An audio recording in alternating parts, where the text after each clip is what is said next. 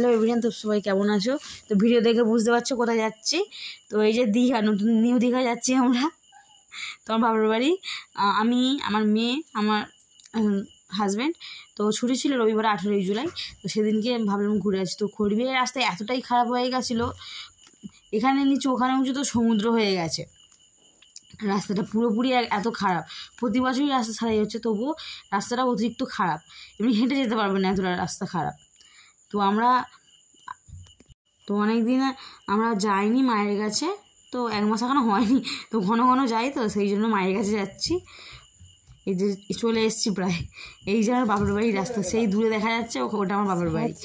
এই যে পুরো জল হয়ে ডুবে গেছে। এটা যখন শুকনো ছিল, শুকনোর ভিডিও সবাই দেখেছে, এটা পুরো ডুবে গেছে। তো আমার মা ওই সাঁকো করেছে, সাঁকো দিয়ে যায় না আমার মা, আমার কাকারা সাঁকো করেছে, তো নিচে দিয়ে যায়। তো দেখো কতটা জল উঠে গেছে।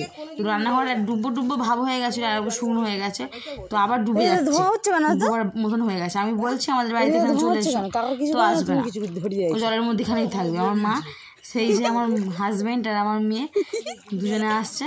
তো আমার হাজব্যান্ড বলছে যে, মাকে বলছে যে মা এবারে যখন শুকনো হয়ে যাবে ফটো তুলে পাঠাবে তখন আসবো, নইলে এই জলের মধ্যে আমি আর আসতে পারবো না, এই এত কাদা।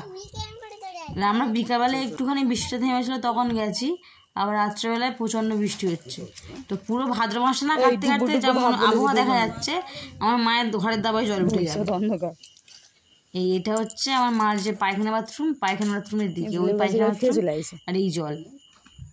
এটা এখান থেকে বসে বসে